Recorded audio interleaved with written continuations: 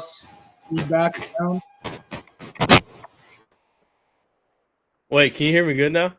Wait, Earl, did you have a voice changer on? Wait, yeah, I did on accident. It's because I have like this dial thing, and it has like pitch, and then it has my I Netflix was playing with so it. So confused, bro. I was like, why am I hearing Mickey Mouse right now? wait, but y'all can hear me good now? Yeah. All right, cool, Yes. cool. Sorry for technically. Hey, that's what the Mickey Mouse Lakers do to me, bro. We lose 2 games.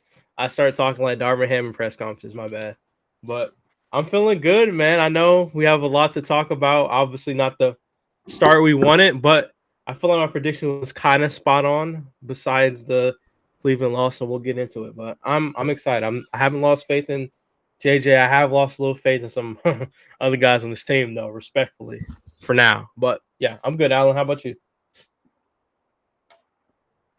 I'm doing good as well. And yeah, like I said, for this week is very much an open discussion. Our topics are going to be varying, going to be fast moving and flowing. But yeah, at least we can start off with the Lakers. At least from the last time we did view them. Oh, we got some breaking news from Chris What? Haynes.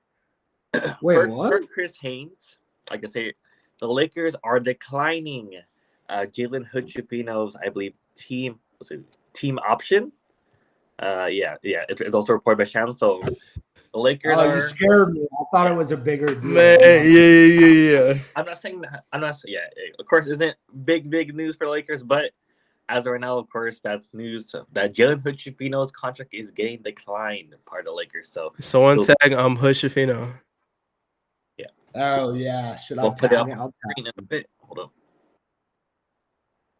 Yeah, I'm sure Alan's gonna get that tweeted up on shout out to Quest for 18 Pod on Twitter or X, I should say.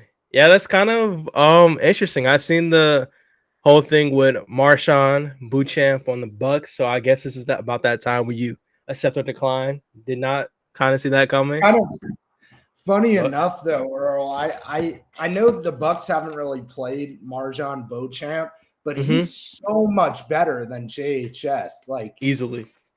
it's kind of weird that they're in the same breath with this like discussion. I'm guessing they were the same draft class as well.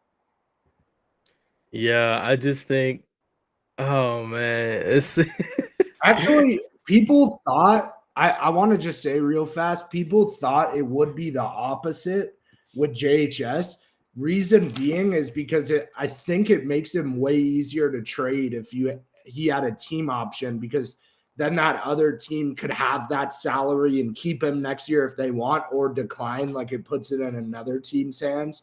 yeah. I mean, I'm sure he could still be traded, but it does make it a little harder to trade him within the next year. So people kind of thought it'd be the opposite.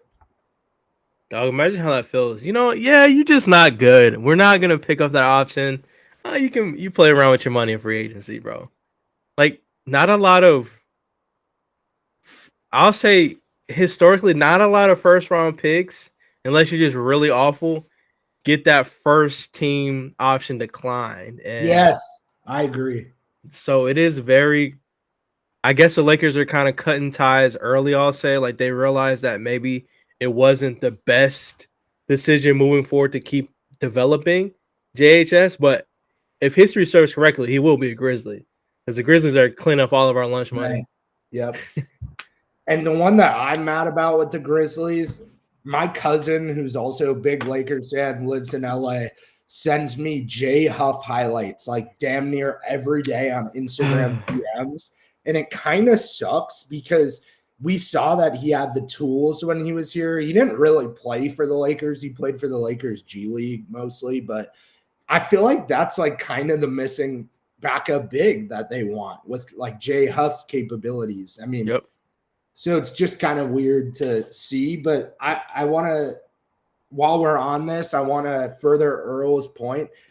It's very, very rare that I've seen a team decline option early in the season, period, number one, stop.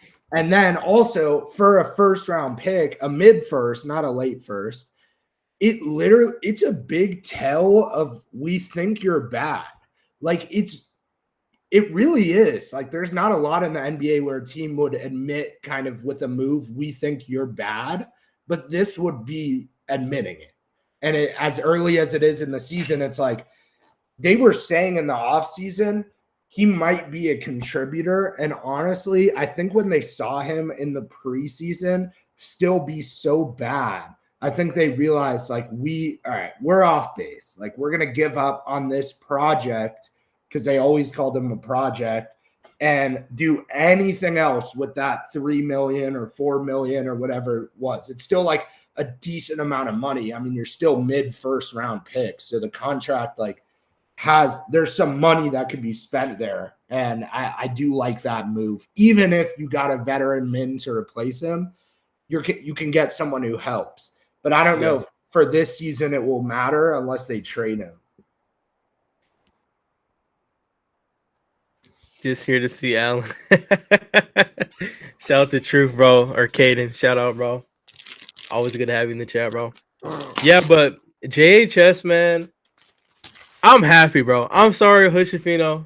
I apologize, but every time JHS has the opportunity to prove himself, he has it. So I don't know, man. I just think it's about time to move on. Sometimes you got to be mature enough to realize when you were the problem in this relationship, and Lakers cut off this toxic relationship before it can get worse. So I'm cool with it. I'm sorry, JHS. I'm sure you'll find another home. Maybe. Sorry, I didn't mean to laugh. I'm sure someone will give you an opportunity around the league, maybe. So, yeah. He was a really good South Bay legend, South Bay Lakers legend for. I don't know if those stats were real because I haven't tuned into any of those games recently or last year. So we'll see. I could argue he's not even a South Bay legend because he only had 1 year there. But Vander Blue is a South Bay legend. I'll tell you that. Yeah. LA Defenders. I remember going to the game. Vander Blue won MVP in the G League. Well, it was called the D League at the time, but he's a legend. And Andre Ingram. Sorry, Andre Ingram too. The GOAT. Yeah, he's a free agent, man. So decline that player option or team option, I should say. And he will be unrestricted free agent going into the offseason. So any thoughts, Alan? I know you broke the news for us. All I gotta say, the Bus brothers should be. I don't want to say they should be smirking or laughing because, of course, JHS, we won't want him to have no career. And obviously, basketball is, in terms of at least the NBA, is a tough league to make. So that there's that opinion. But yeah, I feel like the Bus brothers should be not like smirking, but a little bit pissed that they've probably had some better prospects ahead of JHS. And ultimately, as we've seen these per reports / articles and rumors, Rob Pelinka was the final guy who made the decision. So this is totally a shot on Rob, or say a callback to Rob choosing JHS over many prospects. Jaime Jaquez, who, like I said, I was a big fan of, and arguably I wanted them to draft heading to that season. And he said there's many other prospects. Cam Whitmore, who he arguably is highly better than JHS. So yeah. Well, I think it's interesting. I remember, some people in the chat may not have been tuned into Quest for 18 at this point, but like literally a year ago, I was telling you guys, I was like, so it turns out Rob Pelinka went to Indiana basketball games, or maybe that was towards the end of last season, but he went to Indiana games, like being a Big Ten guy, being a Michigan guy, and got tricked by one JHS game, like regular season Indiana game. And that, I think that kind of rumor, kind of turned out to be true. And I don't think we found out who, like, the Bus brothers or the scouting wanted over JHS. We know Rob wanted JHS, but I would guess it was Cam Whitmore, because as much as like we criticize the Lakers when it's necessary, like the drafting has been really good for a long time besides JHS. I still stand by that. It feels like every year. Obviously the Bronny thing's a little different, but that was pick like 55 or 6. Like you got Dalton Connect, and then go back year by year, and it's like we kind of got a steal since that Rob has made. I'm not talking about Rob though, Caden. I would say I'm talking about like the scouting or whoever actually normally runs the drafting process. Like they do a very good job. They basically have missed on no picks except JHS. And I think the scouting department, if I had to guess, would have wanted not Dalton Connect, Cam Whitmore, just because even though Jaime was obvious and it should have been Jaime, Cam Whitmore falling in that position reminds me exactly of Dalton falling. And maybe they learned their lesson this year and just went with Dalton. But if Dalton was obvious this year, then I feel like Cam Whitmore was also obvious last year. So I don't really understand why they didn't go that direction. But at this point, like, whatever, it's way in the past. I mean, I don't have much to say about JHS, but you know, we tried and we gave him chances and we tried. And if he played in summer league, which he should have, I know he was like injured. If he played in summer league, that's a reason that summer league matters, because if he was really good, they'd probably have a little more faith in him to, you know, kind of keep developing him to the next level. But he couldn't even be there where he would have probably been the best player on the team in Vegas. So it just didn't work out with JHS from the start. Yeah, you gotta look at like different types of players too. Like you said, Cam Whitmore was, in my eyes, summer league MVP. Like second year coming out, him and Reed Shepard, they were running the court. Like he was playing off of Reed or he was playing off of him, and that's how it should have been with Dalton Connect and JHS if he was coming back from I guess whatever injury he had. That was his chance to prove like, hey, I believe that I belong in this rotation. I should be a part of this team heavy. And it just didn't happen. So as much as I feel bad for the kid, I mean, work is earned, man, at times. You have to go out there and prove that you should belong there. You can't just coast on a roster, and I feel like that's what JHS has been doing. He's gotten too comfortable. Yes, I do blame Rob Pelinka for going to one game, which is crazy. Went to one game, see him probably have his career game, and was like, oh, you know what? No matter what, we're drafting this guy if he's available, because we know how Rob Pelinka gets.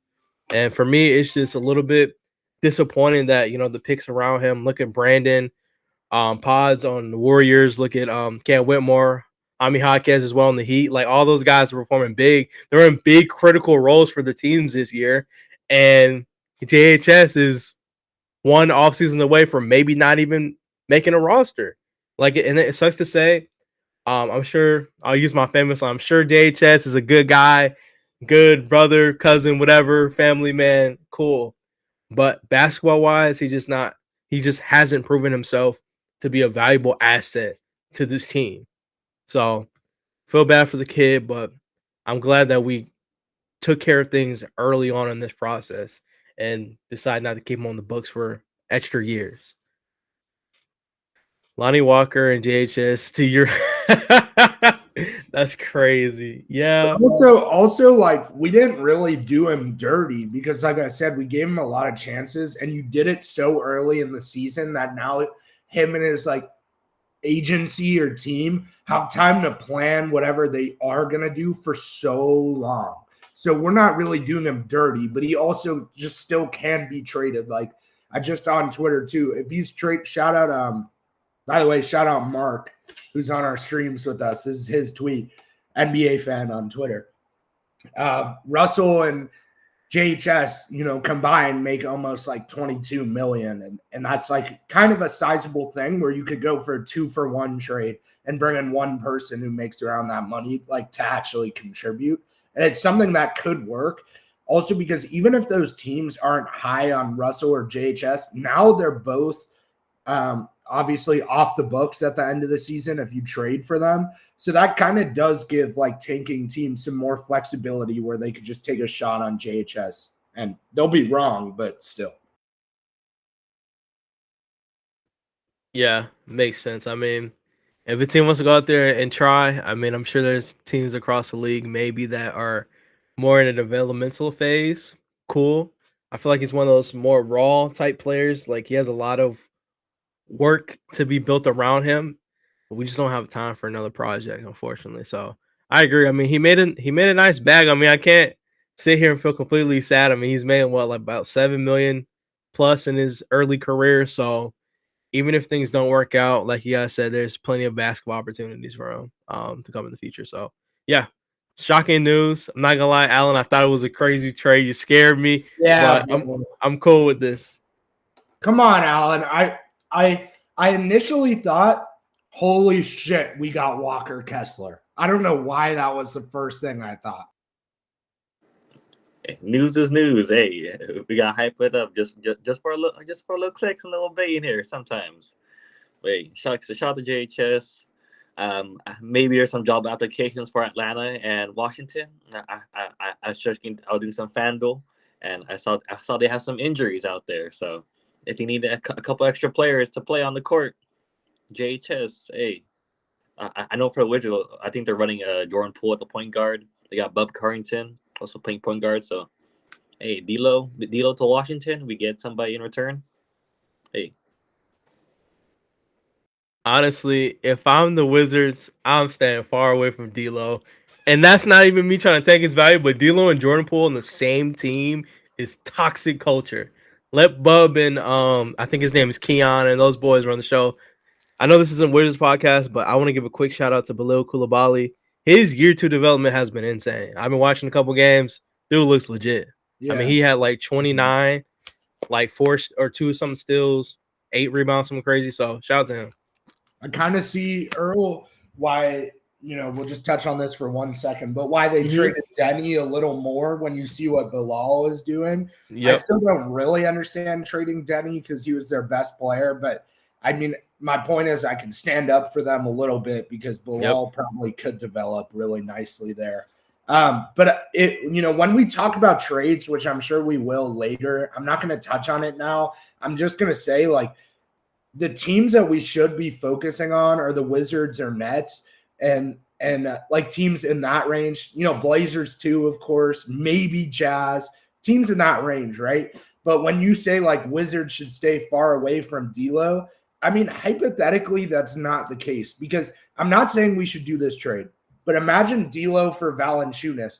That actually does benefit the Wizards a lot, even if Valanciunas is more productive than D'Lo, because they know they're not going to win anyway. And like I said, D'Lo comes off the books at the end of the year. So Valanciunas, who's on a 3-year contract, Trevor Lane called it a surprise they did. I got to focus here, Caden. 1 sec.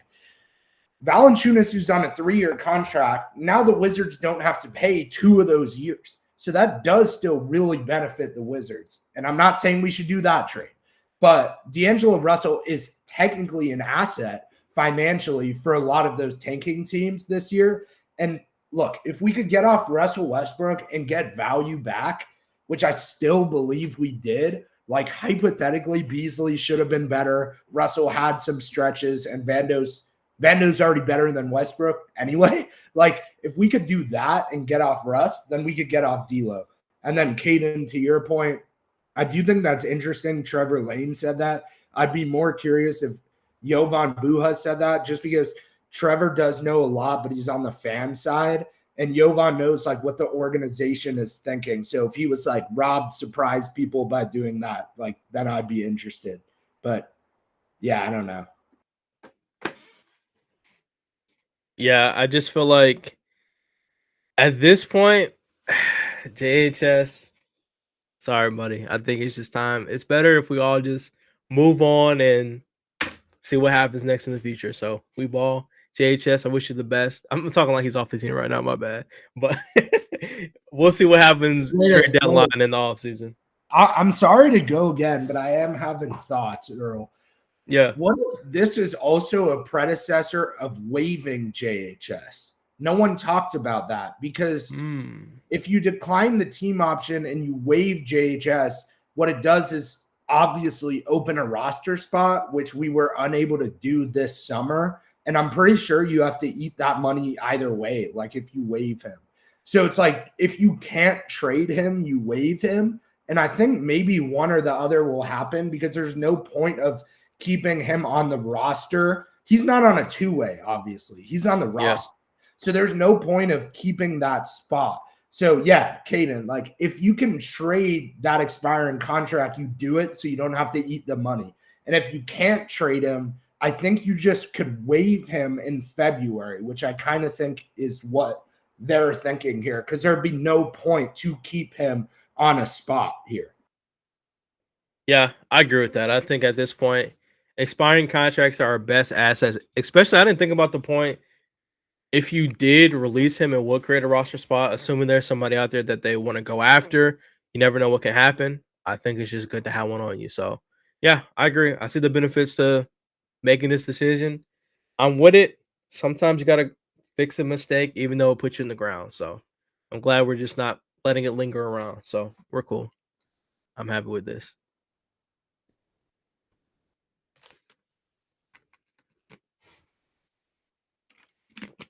But I will ask you guys a question since we're kind of just, questions today. How do y'all feel about, and I know Caden's going to love this one. How do y'all feel about Max Christie this season? I know there was a lot of big expectations for Christie. First man off the bench is not an easy feat for anybody to accomplish, especially not a player who barely got play time the last couple of years. I'll kind of start here since I asked the question. I'm just a little bit disappointed with his defense just to start. Like, having a minus in every single game you play. Oh, there goes. Right on time. Right on cue. It's like we playing this. Having a minus every game is definitely not ideal. -5 Timberwolves, -17 Suns, 20 for the Kings, 13 for the Suns again, and then 15 for the Lakers. It's just not ideal. Like, it just shows you our depth is not really great at all. And I won't get you wrong. Like, I've been a big Max Christie defender, but I can't really defend what he's been doing. He's not giving me any offensive production. He's barely giving me defensive production. I even talked about his reboundings. I seen him play or a couple plays last night where he just completely ignored rebounds and let the opposing team get the ball, kicks out for three, easy shot opportunity, brings the lead down, well, up even more. So if you're not being aggressive, you're not making the extra plays, if you're not doing the little things, then having Max Christie out there is just not a benefit to the team. So unless something drastically changes, I know we're 5 games in, then it's not looking good for my Max Christie come up year take. So that's my thoughts so far, Max Christie. I'm not saying he regressed from that first Minnesota preseason game, but he hasn't had the same confidence, or at least not to say same role, but he's not playing at the level in which you expect him to be. And I'm not gonna say that's him adjusting, because I don't want to fully give that excuse, but it's like he should be playing better in this case. Like 3 points per game is not good. He should be averaging around at least 10 points per game and being on these efficient numbers. Maybe I don't know what was like his 2-point percentage, but like it should be arguably near 35, hopefully. So it's just like, and Max Christie is, I wish he could be better, but it's just not looking good right now. Yeah, I mean, I tend to agree with you guys on a lot of stuff like this, and I still do. I do agree with you guys, but I do want to add something to the conversation after I put out this quick poll for us here. I'm not even giving you guys as many options as Earl did, because I just saw that poll expired. I'm giving you 2 options. We're either 3 or 2 or 4 and 1. That's all I care about. So my thoughts on Max, like, I want to add something to the dialogue. I want to imagine like all of Laker Nation is listening to this, even though they're not, and just say like, dude, could we calm down about Max Christie? Like, I'm sorry. He's been disappointing to start the year. It's been 5 games, and I'm so happy basketball is back. But like, generally the discourse around this team and all teams this year through the first 5 games is almost insufferable, at least online. Like, you see Warriors fans talking about how they're winning the finals with a horrible schedule. They went 4-1. Like, still props to the Warriors and all that, but like, I'm pretty sure they started 4-1 about last year, and they didn't even make the actual playoffs from the play-in game they lost. Like, could we calm down? Like, even about the Lakers, like, I understand we're all huge fans. You know, we get on with Caden, we do the streams, and people just seem so like deflated that we're 3-2 last night. And like, I get it was a horrible loss, but like, you played 5 good teams, you won 3 of them, and all of a sudden we're disappointed. Like, you guys, I think people maybe, like, as much as I'm optimistic generally, maybe Lakers fans like got in their heads that like this was like this dominant championship roster or something, because after the 3-0 start, because like this team was this team this summer. Like, if you looked at the roster this summer and we started 3-2, you would be happy-ish, I think, and you wouldn't be surprised. And now, like, that it's happening, people are like surprised because we started 3-0. Like, dude, your team employs like Bronny James, JHS, Gabe Vincent, Jackson Hayes. Dalton Connect's the best player off the bench. Max Christie's been bad. Cam Reddish doesn't do anything. Like, what did you expect? Like, you expected an 82-0 Lakers season? Like, what is the discourse around this team is so weird. It's a good team. It's an above average team. It's probably not a finals team. And like we've said all offseason, being as unbiased as we can here, like if they go make a trade or two at the trade deadline and upgrade the team to championship level, like we'll know and we'll tell you and we'll be honest about it. But like they're not a championship roster. So I don't know why we're losing our mind that they're not 5-0. I don't think that's fair for the Lakers. And when we were talking about Max Christie, it's the same thing. Like, dude, why are we judging year one of Max Christie being in the rotation after 5 games? Like Max Christie, like just say it out loud and you'll see how ridiculous it sounds. It's Max Christie. It's Gabe Vincent you're judging. Like we didn't know like what expectations did we have? It's not LeBron and he played bad all 5 games, which he kind of did for part of the stretch. But LeBron, you have faith in, like he's going to be way better. Schifino should be priority 1 over Christie.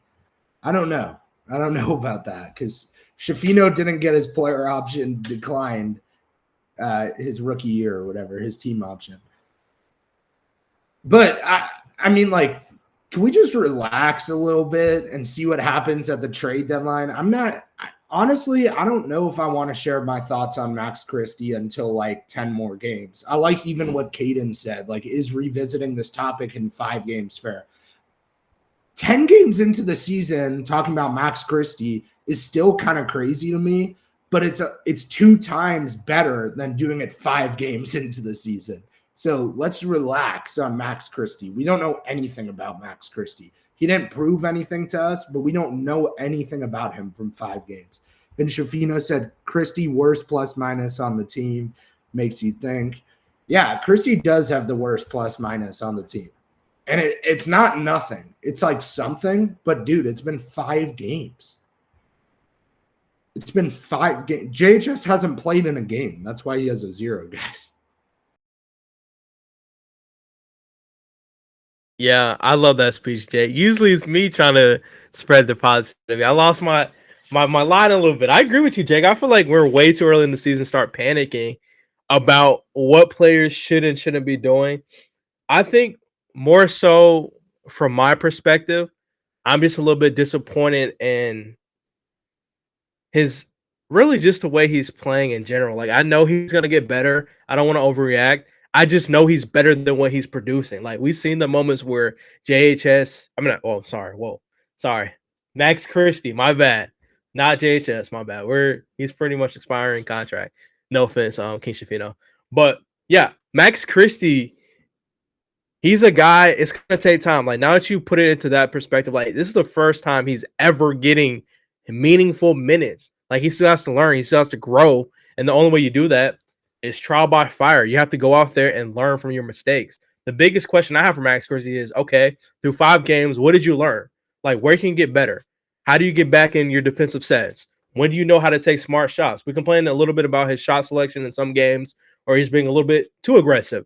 And then next game, he goes out there and he's not aggressive at all. So I think it's really about finding balance. Once he finds that balance and he finds his game shaped around this Lakers team, I think he's going to be good. Like, I still think he can be a great rotational piece. It's just going to take a little bit of time. And I agree about the whole Gabe Vincent thing. If we were betting on Gabe Vincent to be this great player off the bench this year for us to have a great season, then we're all delusional like every other sports team says we are on Twitter. Like, that's just a fact.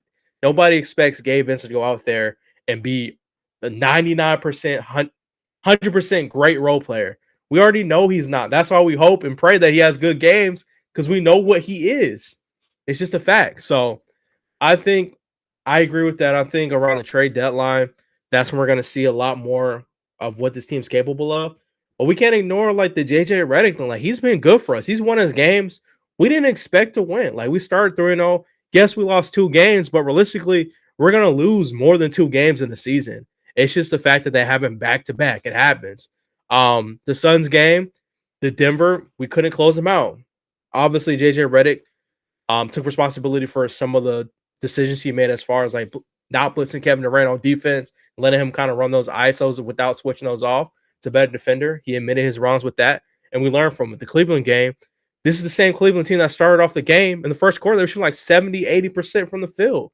Like games like that, you have to play perfect. And when you don't, we had a horrible 3-point shooting night. You're not going to win those type of games. So I just think right now, I don't want to overreact to anything the Lakers are doing. So far, I think I'll kind of focus more on the good. The goods we can say is look at Rui Hachimura. Dude is grabbing rebounds. We talked about, hey, what could happen if Rui Hachimura can turn into a double-double guy? Well, on season average, he's putting up 7 boards a game. Austin Reeves, can he get better? Is this his max? No. I mean, dude is averaging what, around like 17 a game. I know he had a kind of all right game last night, so his average probably fell a little bit, but just around like 5 assists a game and 7 rebounds per game. That's impressive. Those are good numbers in this new JJ Redick system. So when you put things into that perspective, you can see, okay, base level, this team is better than we were last year, and that's because of coaching. We talked about this. We still all believe there has to be changes to this roster in order for us to compete. We know that. Right now, we're kind of just coasting with what we have. So, and then there's D'Lo. I won't talk about D'Lo. We'll save that for later. I have no words about him for now. But yeah, I think for the most part, let's manage our expectations a little bit. Give this team time to kind of settle in. There's going to be a lot of mistakes. There's going to be good times. There's going to be bad times. But I think this road trip, we can finally see. I know Caden was talking about it. I know Jake was talking about see one of those blowout games. I think that's going to bring a lot of smiles to Lakers fans, seeing us blow out a team we should blow out, like potentially the Pistons or the Raptors coming up on Friday. So, yeah, I agree with you, Jake. I think we kind of have to manage expectations a little bit better and not get too emotional on every single game. Well, I mean, I agree with your points. Maybe we're just excited basketball's back or something, but I want to like raise the point for Lakers fans, who will know what I'm talking about. Like Austin Reeves had a terrible start to last season, and he also got benched. And right now, all of you guys would say he's the 3rd or 4th best player, like him and Rui. And like they obviously do a ton for the team. So, like, what if you had those same reactions to Austin Reeves last year that you're having for certain guys now? Like, I don't really think that would be fair. And that's something that we didn't really do last year, I thought we kind of were like, oh, Austin's tired from the FIBA stuff and, like, he'll get his legs under him. But, like, we didn't overreact about that like we are guys now. And also, like, you brought up D'Lo. If you're reacting to D'Lo, and like you kind of did a good job of not mentioning him in the same breath because it is different because D'Lo now has been here for I don't know how many years, but like this will be 2.5 seasons this season. So like you've already seen him so much and you know about the inconsistencies. So if you complain about D'Lo, I do think that's fair. But like, why are we complaining about Max Christie when we don't know anything about Max Christie? Like, what do we know about Max Christie? Unless you got your hopes up that he's like 6th man of the year type guy off the bench, which that's on you at that point. Like, why did you do that?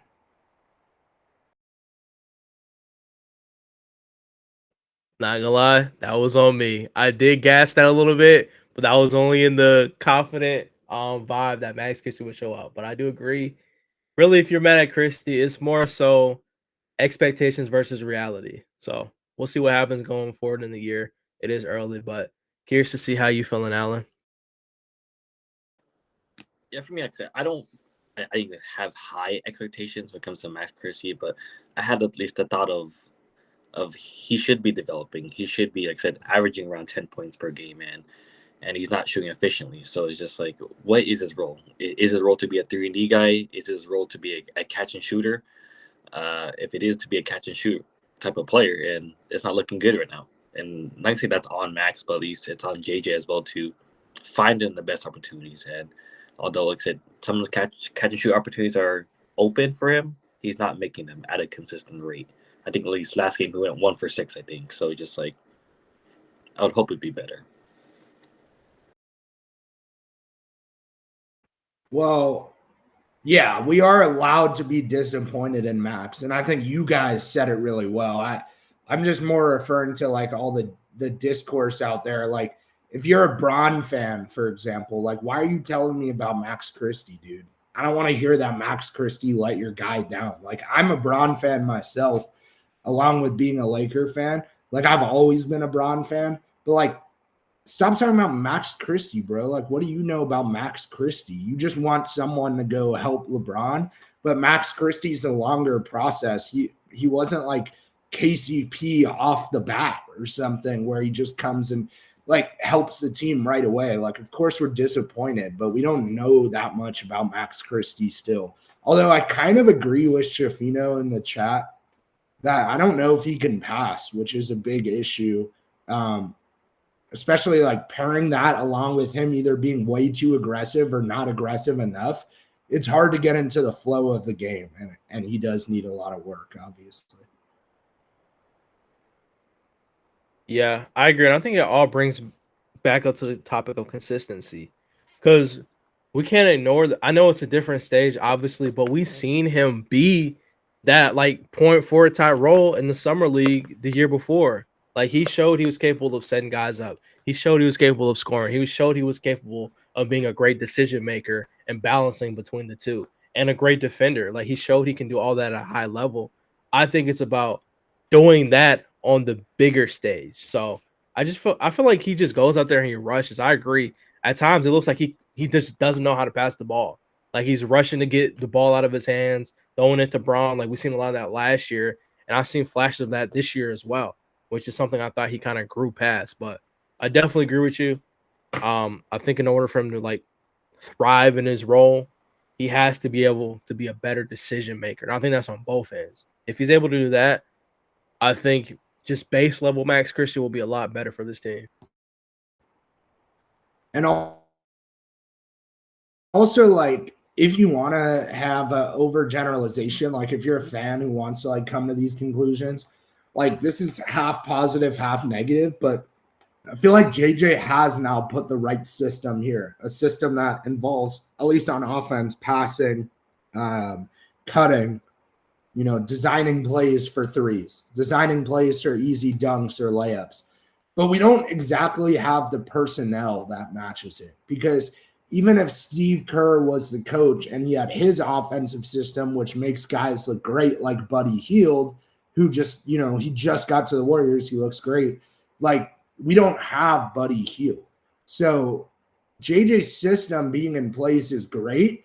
And what that can do is if Rob wakes up and decides to be aggressive with his moves, then he could go put the right personnel in place that's going to help JJ win in his system. So we're building from a better point than the last few years when we had Darvin, because we have the system and I do feel like we have the coaching. So now it's kind of like, are you going to get the personnel? Just quick examples. Are you going to get Nick Richards? Are you going to get Walker Kessler? Are you going to get a backup point guard to take Gabe's spot? Are you going to get maybe 1 3-and-D guy extra? That's what I would look for, because when they get those right pieces, especially off the bench, like, I trust that the system is going to make it work and look good. But yeah, that's all I have to say on that.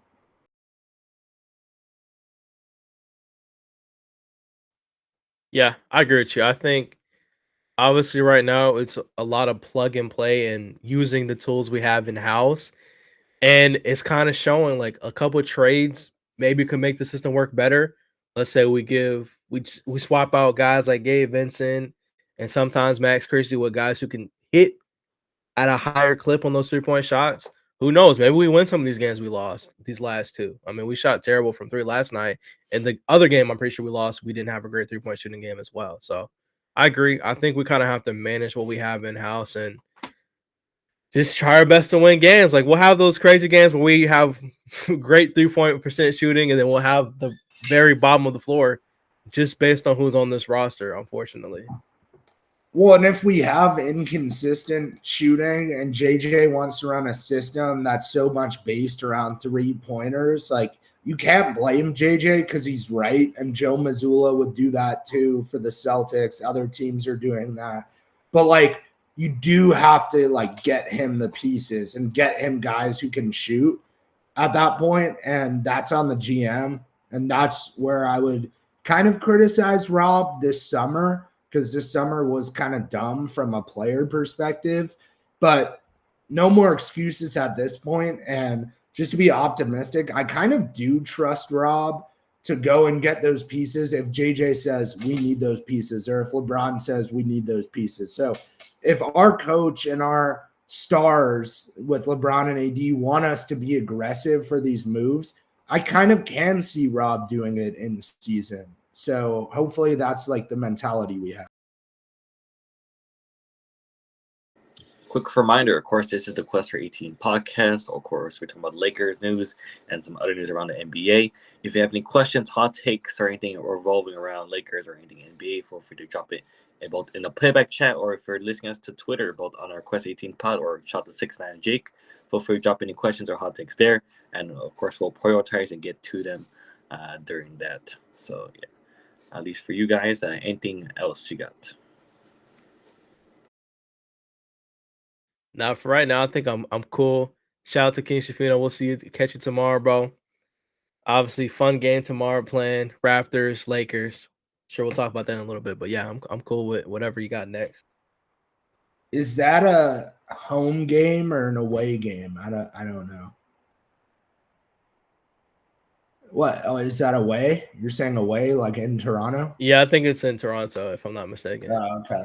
Well, yeah, I mean, obviously that won't matter for a regular season game. I was just more curious, but they have to kind of get a statement win, like you would look for it here. I mean, I don't think they need it, because at the end of the day, like I've been saying, it's been 5 games.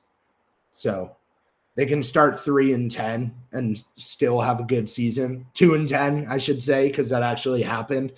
But at the same time, you don't want that. That's not the way we want to go. So you kind of got to like look at the Raptors, look at the Pistons, and say we could have a pretty statement win here. But it's still the NBA, and you don't know what's going to happen on one game. And you don't know, the Raptors can come out and shoot 60% from 3 with random guys. So, you know, it's kind of about hitting your shots tomorrow, because, again, I do think the system is in place and is strong. So just hit your shots and you'll be fine. Yeah, I agree. If we're kind of talking about the Raptors game, well, I know it's not hot take time yet, but early pre-hot take, I feel like I haven't been doing these enough. Tomorrow, if Anthony Davis is healthy and he's playing, tomorrow I have Anthony Davis scoring a minimum of 45 points. There's no reason in the world that Anthony Davis cannot score a minimum 45 points versus Jacob. I think it's Poeltl. Sorry if I get that name wrong. My bad. There's no way he doesn't score at least 45. I'm sorry. It's disrespectful. I know he's a great prototypical center. He's a good prototypical center. I get it. But it's Anthony Davis, bro. AD should have a field day, and we should see all levels of his offense versus the Raptors. No Scotty Barnes as well on a help defense is going to be huge. So I expect him to have at least 45. That's my first. I think that's probably my hottest take of the season so far. I don't think I've given anybody 45 plus yet, but I'm confident about that one if he plays. I'm not sure. I know he's a little banged up a little bit. I'm sure he will play, but assuming he does, that's kind of like an early hot take. But I got us obviously having a statement game versus the Raptors. We haven't had one yet. I know Timberwolves was a great win. Suns was a great win, but we haven't truly demolished anybody yet. And I think that should come sooner rather than later. Yeah, I do think we need that. And I like something that Caden said yesterday on the stream. He was like, I think it was him. He said, like, a sign of a really good team is if you can come out and dominate matchups that you should.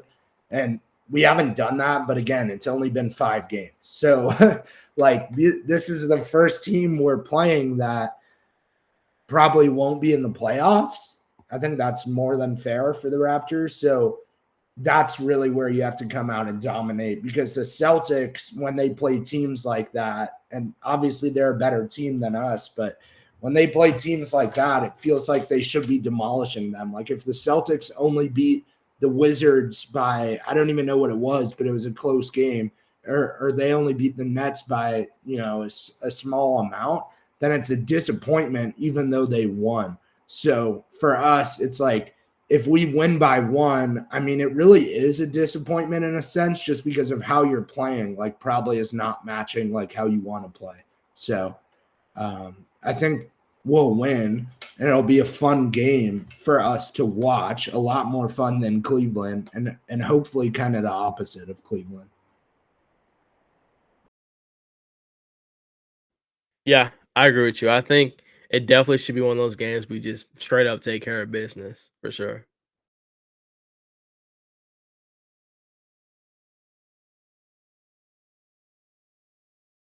You guys see any questions or anything else on the playback or Twitch? Or Twitter, excuse me. If not, we can move on to our tier list. Oh, there's some motion on this tier list this week. there's some movement on this tier list. I don't remember what it was last week, but I got some guys. We'll see. Hey, Bronny might be going up. I might bump. No, I'm just playing. He did that step back was nasty. I seen it in a couple of replays. It was a clean, high difficulty, mid-range shot for his first NBA bucket. So I don't remember where it was last week, but we see. All right. You know what? I think I'll start with the first name just since we're here. I don't mind. You know what? I think let's just let's start with Max Christie, man. Max Christie. I think I'm gonna have to put him in D tier, bro. I'm not saying this is what it's gonna be for the rest of the season. I just feel like the way he's playing now is the worst he's ever gonna play this season. So I'm gonna put him in D tier with hopes of moving up every week moving forward. So I think that's where he's at, pretty much based on what we're gonna rate these other guys today. Yeah, I agree. Same way. Who's next? I could go. I'm gonna put D'Lo and D tier. I don't know where we had him last week. Maybe D or C. I'm gonna put him ahead of Christie though. I think that's fair. But like, given what D'Lo should do and his amount of salary, I can't see him really being anywhere else but D so far. I mean, he's been horrible. He's honestly kind of been horrible for like 2.5 seasons, because even though he was really good last regular season numbers wise, the inconsistency for me is what gets me. But strictly looking off this season, I feel like he has to be D. Yeah, I pretty much agree with you. D for D'Lo. This is his tier, mid tier. Unfortunately, I mean he's not doing anything special for what we know he's capable of. So I think that's going to be the story of D tier. Unless you're just awful, that's pretty much what D tier is. You're not playing to your potential, and you're a negative asset to the team as of right now. Not saying it's gonna be like that forever, but you're not contributing to winning. So I agree. Now, is he ahead of Max? That's the question. Yeah. He's been dropping dimes and stuff. He's been getting his points. He's ahead of Max, but also like actually, if you think about the expectation, I mean, I know people have high expectations for Max, but like what I was saying, like if you think about what they should be doing, he's actually kind of below Max, because D'Lo compared to D'Lo like last regular season is very D tier, and Max compared to Max is just kind of maybe a little worse, but kind of the same. True. Compared to old Max. So, but I think, yeah, I mean, we're looking at it from the Lakers' point of view and who's helping us get games. Like D'Lo helps a lot more than Max right now. Yeah, I agree with that. Alan, who you picking? We're gonna go with the Narian guy, Dalton Connect. I got Max. I don't think he's as bad to where we could put him at a D. Like, see, he has some single-digit moments in these past couple games, but I think he's still finding his role. He's getting wide-open shots, and although he isn't currently making them, I think he's doing well. Yeah, I definitely could see C as well. I mean, I think he's definitely given us different sparks throughout games, I'll say. But I still feel like he has to figure out his offense a little bit better. But he is a rookie. He is playing within his minutes. But like you said, there's some times where he gets a little bit of minutes and he's not really scoring a lot. There's other times when he does get kind of those max out minutes, I'll say, for his kind of level where he produces well. So I'm cool with C. I think he has room to improve for sure as his role increases. I think one day he'll be an A tier kind of role player or say role player, maybe starter. Yeah, he definitely looks like an NBA starter, but like at the end of the day, right now he's a C because he still hasn't. They haven't given him this huge role. I mean, he definitely has a role, but in his role so far, I don't think he's earned a B personally. And I'm a huge fan, but like if he has a stretch for the next week, for example, where he kind of goes off every time off the bench, even if that's only 10 points, but he's like doing his role perfect, then we would put him in B, and I know we would. So right now he's clearly C, so I agree with you guys. Yeah. Coming back around the corner, I think I'll start with, I'll go, let's just clean off the floor. I'll go Gabe Vincent for 200. 100. Gabe Vincent. Yeah, you're right. 50 cents and a Kit Kat bar. Yeah. So I'll go Gabe. I think I have to go Gabe D. I don't even think I have to say sorry about that. I think in the minutes he's given, he'll show flashes. Like that first three he made, it looked nice. And then he went and tried to act like he was Curry, and then he flat out bricked it, ruined a possession, and started a fast break. Also, his defense just isn't good enough to excuse his offensive inconsistencies. And for that reason, if you're really not thriving in more than a category at least, I have to put you in D tier respectfully. So I got Vincent in D tier. I think Dalton Connect has proven that even with his limited minutes, he's shown more of an impact at times in his role than Gabe Vincent. So I have to put him under. Yeah, and there's no world where Vincent and Connect can be on the same tier. Sorry. Like so far. Yeah. I mean, maybe I'm not sorry, like you said. I mean, when you said Vincent, when you said you were picking Vincent, I knew you were going to say D. Yep. Alan probably knew you were going to say D, and anywhere else would kind of feel weird. I don't know. Like, yeah, that one's obvious to me, but your points, which aren't obvious, were very well said for Vincent. So yeah, put him there, Alan.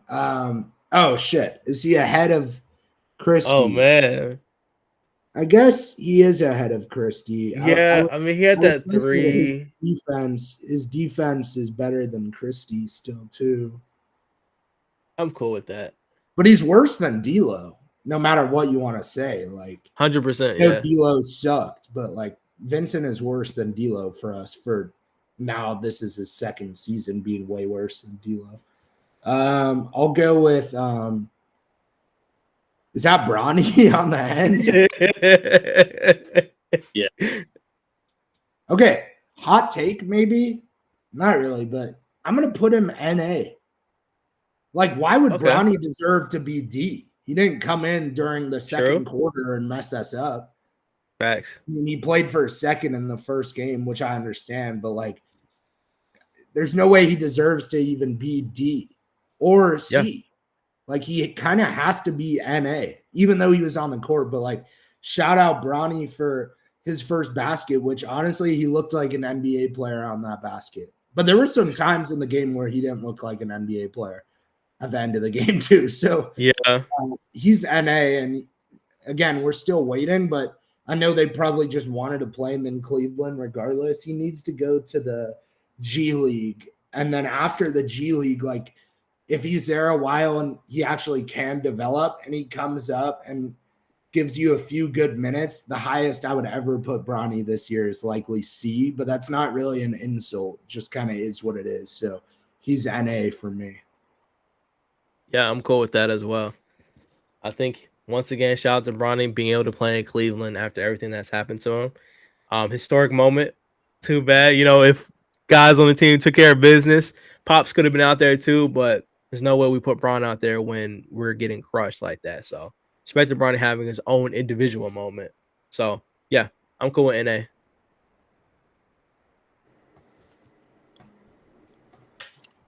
What you guys want to go Rui Hachimura? How you guys feel about Rui? I got him near a fringe B/like C plus range. Yeah, I mean, me too, but I think there's no way he's on the same level as Connect. at all, yeah. We have to be fair. So it kind of has to be B for me, but Earl, go ahead.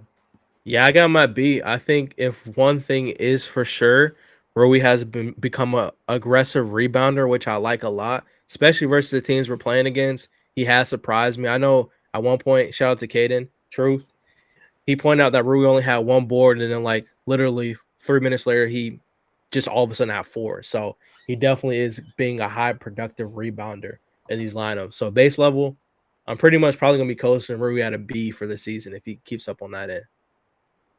I could see Rui being the kind of guy who's at B all year, unless he like kind of surprises us and becomes consistently A, which is possible that he's A. It's also possible he's C, but he's kind of like the biggest middle ground of A, B, and C for this team possible, which obviously averages to B, because I do kind of feel like he's done what JJ's asked. And I do also feel like when he gets like the kind of nice catch and shoot threes, he's pretty good at those still. And we know he can work in the mid-range, but his rebounding's been better. His defense has been better than last year. I don't know a ton about his defense, but it's been better.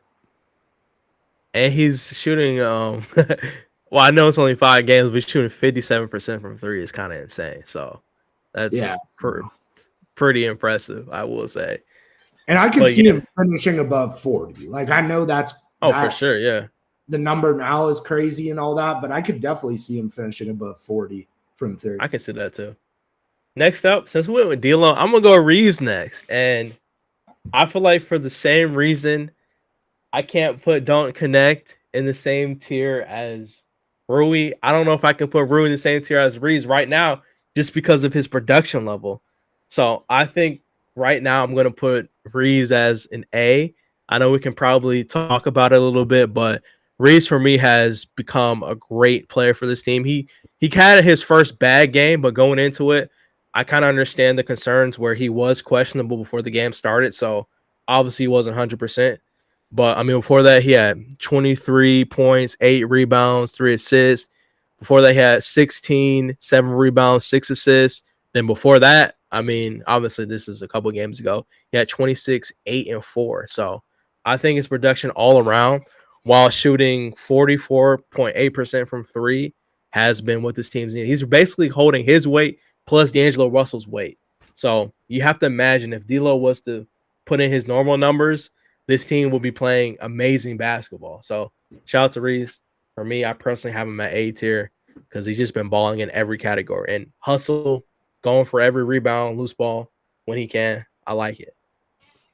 Yeah, I feel like I'm going to agree with you guys on a lot of these. Like, you guys know I'll say the truth about how I feel, but I do feel like Earl, again, hit it on the head with Austin.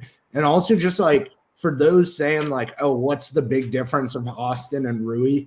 Well, when you actually watch the games and you need Austin to have the ball in his hands and go playmaker, create a shot for even himself, just plus like the cutting and the effort and the sprinting, I would say he's probably been the Lakers' run the most this year. He probably has the biggest role on the team after like AD so far, which is crazy. I may even say Austin has a bigger role than LeBron so far, like with what he's done.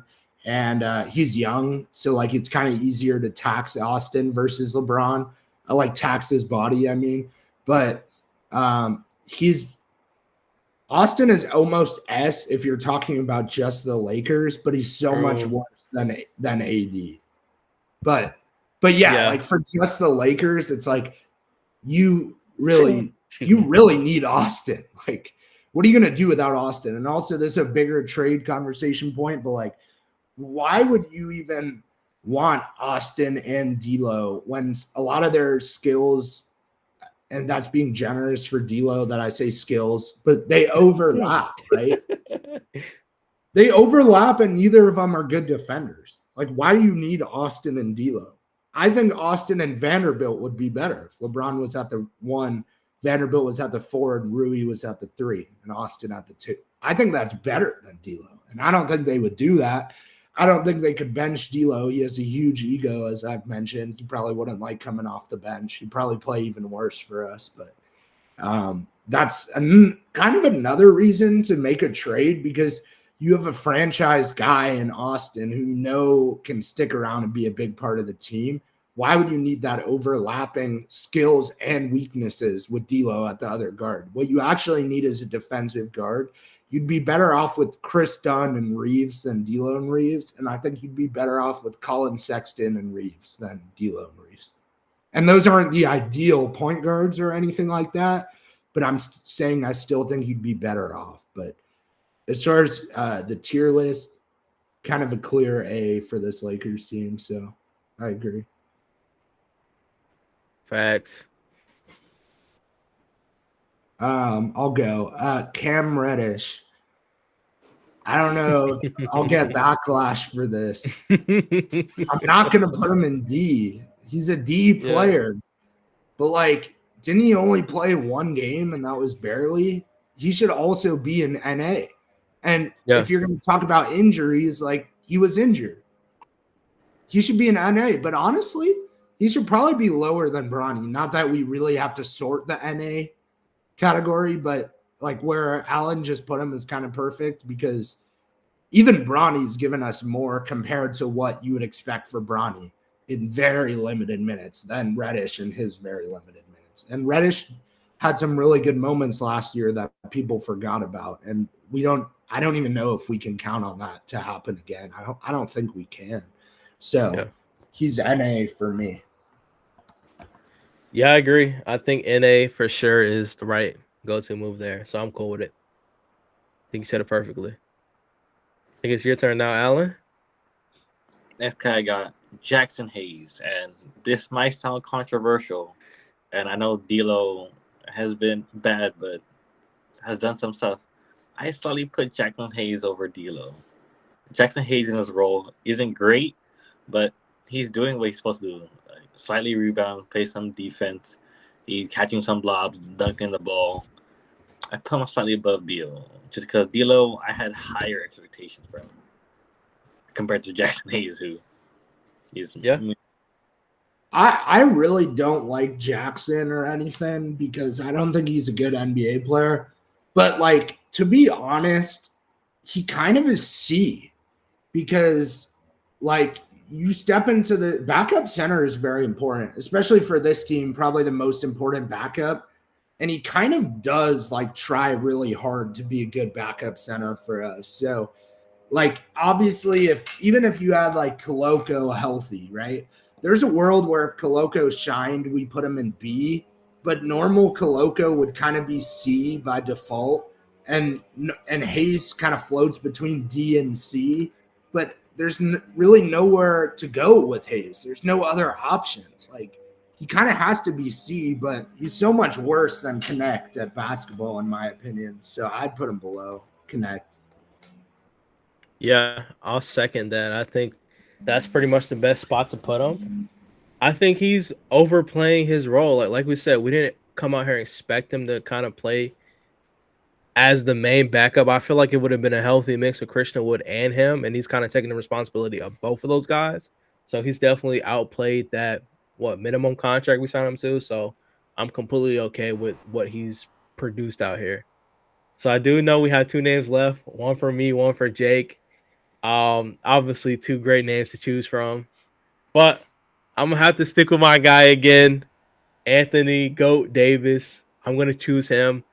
And once again, I'm putting him on S tier. I think he's just too valuable to this team on both ends of the floor. He's constantly putting up big numbers. I think last game he had 24. Correct me if I'm wrong. I think that was probably his lowest scoring so far this season. But he's played great basketball, man. I feel like as long as and that was a game where we seen him get bumped up a lot.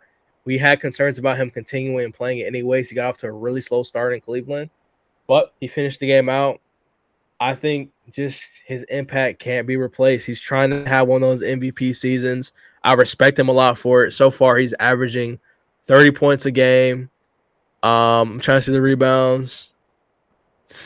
12 rebounds a game, 3 assists, 1.6 steals, and 2 blocks a game. So he's a defensive monster as well. Almost 2 steals and blocks a game is insane. So shout out to AD. He is still on my S tier watch for sure. Easily. Yeah, you're right. I won't share a ton of thoughts because, I mean, that one feels obvious for all Lakers fans. But again, like you explained it pretty well. So, I mean, Alan, if you have any thoughts, otherwise you could go ahead and put him on S. I'm on the Are you same there? tier. I got my S tier. Oh, you got him in S. All right. So yeah, AD and S. That leaves LeBron for me. I'm kind of happy that Earl left me LeBron because LeBron is Yeah. a tricky one. I mean, I would have agreed with you with AD, like I said.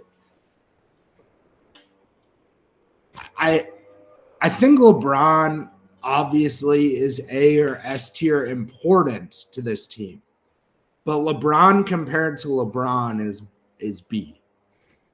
LeBron compared to LeBron is B. I don't see it any other way. It hasn't been exactly what we expected. He literally was like sick the last few games, or I think he said since Friday. If there was ever a time to put LeBron in B instead of A in his whole career, it would be right now. Because besides that, pretty much in his whole career, we would have him at A or S every week. Yep. But I think this is the time to put LeBron in B. When you compare him to Rui, I mean, Rui does more compared to Rui, like as I keep saying, than LeBron compared to LeBron. But like, I don't know if I could put LeBron lower than Rui either. I mean, you kind of need LeBron to win. Plus, the Sacramento Kings game should put him higher in B, since we've only had 5. So I would probably put him ahead. But if you guys said he's lower than Rui in B, I would understand that too. Yeah, I think I have him top of B. I agree with you. I think you made a good point. Obviously, everyone wants to see him at A or S tier, but we're rating this on the standards that we feel like these guys should produce at. Like LeBron James, don't get me wrong. Yes, he had a great game versus Cleveland, but it wasn't impactful enough to the point where we won the game. Like there was defensive possessions that we messed up on. There was key turnovers, different things like that. And we know he plays better than this. I understand triple double. He had a great game versus the Kings. That was a great game, but overall impact, we know he's better than what he's producing so far. So I think B, and I think this is hot take. I don't even think. Never mind. It's not really a hot take. I think this is the last time he'll ever be on B for our tier list. I think this first week and a half of games he's played. Obviously, we talked. Jake said about his sickness. Hopefully, that kind of passes by. I mean, I'm slowly seeing him get back to where he's supposed to be. Last game was a better start, but then again, he still did have the same mistake. So, if we're gonna rate him anytime in his career at B, I agree he has to be here. But I do have him over Rui just because he still has produced higher than Rui overall. I feel like these last couple games. So, well, besides the 10-point exactly game, which was crazy. But yeah. I agree with everything you just said as well. Yeah. Oh, I see our friend made a trip back. Say, is it bold to say that without that Sacramento game, LeBron James would be at the C position? I mean, yeah, it's kind of a good point. But like, how would Rui be a whole tier above LeBron? That's my problem. And how is LeBron the same tier as Dalton and Hayes? Even if LeBron was at the top of C in that case, like I can't really see that.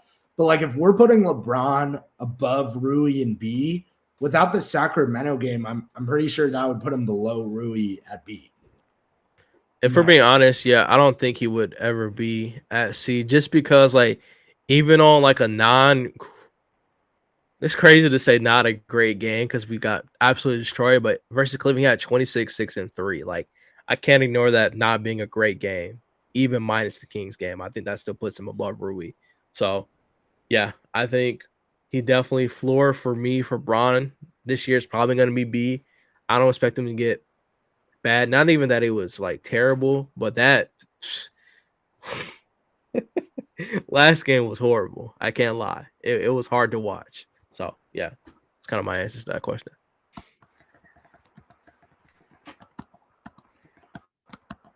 And lastly was our overall grade for JJ Redick. I got him at C. Okay.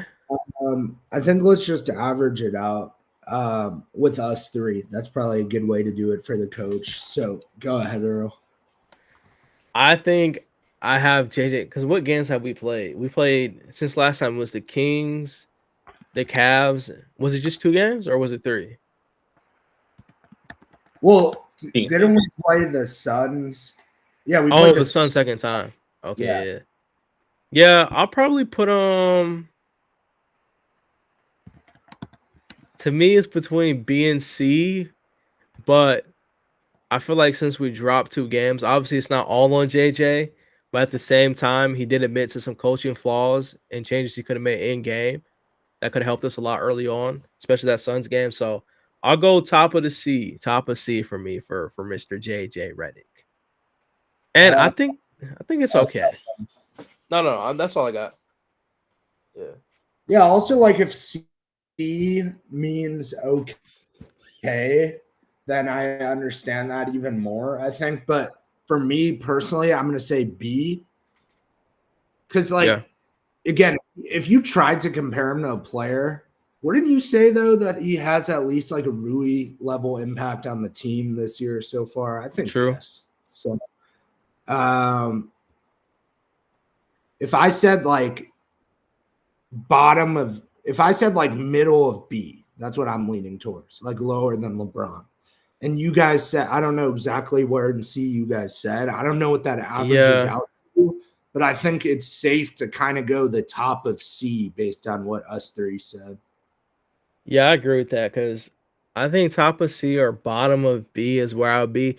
Just because like I agree with that. Like JJ Redick, we can't ignore the fact that I mean, a lot of it obviously was LeBron James, but we finally were able to beat the Kings with Anthony Davis in the lineup, which is kind of a huge achievement. I know it sounds kind of insignificant to think about, but Anthony Davis hasn't beaten Sabonis in his career. It's like first time ever. So that is kind of a big feat for him to accomplish. But yeah, I'm cool with that. I think it averages out about top of C with room to improve for sure. And I think we're not going to be stingy with JJ's rating. If the Lakers had a really good record, and as we continue in the year, like if we won 4 of the next 5, what would we be? What would our record be? 7-3. I feel like you would deserve at least upper B. Yep. For going 4-1, and then like if we had a really good record all year, I mean, we would put him in S. Like if him and AD were both amazing this year, we'd put them both in S. Like we're not going to be stingy, but we're also accurate with what we're saying for right now. But yeah, that is our tier list for this week. If you have any opinions, what changes you would make, who's high, who's too low, feel free to comment in the chat / we'll be on social media, TikTok, etc. Give us a follow there. And lastly, for Earl and Jake, any more topics and of course hot takes before we do end the podcast? Well, number one, I was talking to Earl before the stream. The stream now is through our Twitter, our X as well, which is cool. It's good news. Now we're live. We're live right now on X. Yep. We will be every week when we do the podcast. Only 35 people came out because it is midday. And of course, we do only have 500 something followers over there. So it's pretty tough. But that added to my Twitter, added to everything else on Playback. Things are going very smoothly, and I think the podcast is at a good point. I think the Lakers streams, for those of you guys who are listening or who have come out to the streams, like you would probably say they've gone really well. They've been entertaining. We've had some notable Lakers fans on there from X, and then we have some very good, talented Lakers fans in the media with like Alan and Earl, Caden, myself, doing a lot on those streams. So I think, everything's at a really good point. Appreciate you guys as always. I guess I'll end. I don't have other topics for now. I know we'll have a ton next week and every week because the Lakers play basketball again. Shout out to my Los Angeles Dodgers and I think Allen's Los Angeles Dodgers for winning the World Series. I know it's a little different for Earl being a diehard Lakers fan, but not, you're not a Dodgers fan, which is fine. There's nothing wrong with that. But shout out the Dodgers. They got it done. They needed one badly. LA needed one badly. LA needed a parade badly after, the Lakers and Dodgers didn't get one in 2020. The Dodgers parade is tomorrow. I want to say at like 11 in downtown LA. Pretty cool. I'm also going to Vegas for work Sunday to Sunday to the American Film Market, which is in Vegas this year for work, which is cool. I don't know why I'm bringing that up. I guess it's like overall therapy here. But yeah, no more Lakers topics for now for me. I'll let Earl go, and then we'll do the hot takes, and you can do that. Yeah, I'll just say, as far as Lakers topics, you just gotta play ball. I think some situations we overcomplicate things as a team. Just go out there. We have to make our 3-point shots. We're getting easy looks. D'Angelo Russell, if I can give one message to him, is just don't overthink it. I mean, you're getting the easiest looks you have been getting in your whole career. Just knock them down. I mean, just be D'Lo. The reason why people get excited when D'Lo hits shots is because he's one of the most tricky people I've seen play. I said this hot take last year. Like when D'Lo is hot, I'm giving the ball until he misses at least 3 shots in a row. Like that's how good of an impact he can be when he's locked in. So D'Lo, just keep the game simple, keep balling out. Because if D'Lo can go and give us that 15 plus per game, this is a totally like 360 totally different team. I don't think people realize that the impact of 13 to 15 plus points, efficient points at that from D'Angelo Russell could be huge on average. So that's pretty much all I got to say. I'm cool. I think we had a great stream today. Good luck on your trip, of course, Jake, and pass to Allen for the hot takes. Of course, and wish well to Jake, and of course, shout out to Alex, one of our other co-hosts. Hopefully, we can get back on. And yeah, like I said, join right here. The link posted down below is a Playoff Sports Network. That's where the Lakers streams are at. I said 4:30 p.m. Western time. If you're on the West Coast, 7:30 p.m. If you're out in the East Coast, as the Lakers will be playing at Toronto Raptors. So yeah, these last two are hot take center for in a podcast. What is our hot takes for this week? Okay. I could go. Earl is the one, for those who are new, that consistently has the best hot takes, and even I'm on the edge of my seat waiting to hear him. So to get mine done first, I still want to say, and I think I said this last week and I was wrong. Wait, how many did Dalton have the last night? I don't know. A lot of it was garbage time. Maybe about 20, right? Or 18. I don't know. I think it was 20. I still want to see Dalton get 25 in a game this week. I'm going to say that. I do think that's still a hot take because if he's not in garbage time, it is hard to get enough minutes to get 25, especially as a bench player. So I'm going to say I want to see Dalton connect 25-point game. And I also just want to say for tomorrow, I don't know if it's a hot take. We don't blow a lot of teams out, but I got the Lakers winning by at least 20, and it'll feel like a 30-point game. But it could be cut in garbage time. Who knows? So Lakers win by at least 20. And to make it a hot take tomorrow and against the Pistons, both times we win by at least 20. All right, I like those hot takes a lot, Jake. Starting us off the right way. I'm going to get straight into business, man. First hot take is versus the Toronto Raptors. I have Anthony Davis going for a 45-point double-double. I think he gets at least 45 and 13 minimum rebounds, I feel like. I think he's going to be really aggressive on the glass. Next hot take is I think we surpass our win streak of 3 and at least get it to 4+. Looking at the schedule, I really don't think it's that hard to manage. We have the Raptors, Detroit, the Grizzlies. I'm sure Ja will probably be back at that point. That's just how it always ends up happening for sure. But I still think we can win. And then we got Philly, assuming that Paul George, I'm pretty sure Paul George and Joel Embiid still haven't played. I don't think they're playing their next two, if I'm not mistaken. So they'll either be playing for the first time versus us or the game before. So they still have to kind of get into midseason form. So I think we'll definitely have an advantage as far as being ready for those matchups. So yeah, I think we can. I won't say easily. Obviously, the top half of that is a lot easier than the bottom. So I think we go on at least a 4-game winning streak to kind of even our record out. So that means I have us at, what is that? That'd be 9 games total if counted. So it'll be like, yeah, it'll be 9 games at that point. Yeah, so I have us 3. No, I can't do math.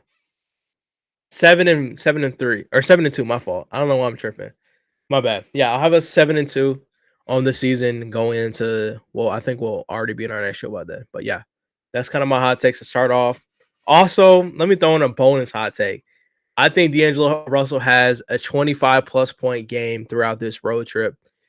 I think it's gonna be. I'll get more specific. I gotta be confident. I think D'Angelo Russell scores 25 plus points versus the Pistons. If you can't score 25 plus versus the Pistons, D-Lo, I'm done. I can't defend you. I can't. I'm already not defending you a lot this season. I'm sorry, but I don't know if I have any more positive outcome looks for D'Angelo Russell if you can't give me 25 versus the Pistons. So 25 for the Pistons, D'Angelo Russell, 4-game winning streak, Anthony Davis, 45 point. Double. That's my hot takes. 3 for y'all this week.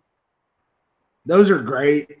Just to add to the D-Lo one, when I was living by Detroit the last 5 years, and I went to, I probably told you guys, but I went to the Pistons-Lakers game in Detroit. D'Angelo, I want to say, had like 36 through 3 quarters and then sat the fourth. So I think it's still a hot take based on how he's playing, what you said, but I do really like that one because I feel like, we've seen some evidence now. So good takes. Go ahead, Al. My one for this week, we can go with a LeBron James takeover in Toronto. LeBronto will be back in Toronto. So we'll go with 30 plus points, 10 plus rebounds, and 6 plus assists. So yeah, LeBronto is back tomorrow. I like that. I'm going to combine our hot takes then. I have the big two. You know what? No. I'll super combine this. I have, you say you have LeBron for how many? 30 points? 30 plus. 30 plus. I have 80 for 45. So that's about 75 right there. I got the starting lineup scoring at least 105 points versus the Raptors. I'll just add up the hot take a little bit. I don't know who's gonna fill in the in between. Won't get specific, but I'll add to the hot take. I'll take that line. Yeah, I like it. That's all I gotta say. Yeah, that's all for this week's podcast, Request for 18. And as always, like I said, we're trying to go through a different time, try to find out what was the best date and time for these next week. As we search about that and set that up.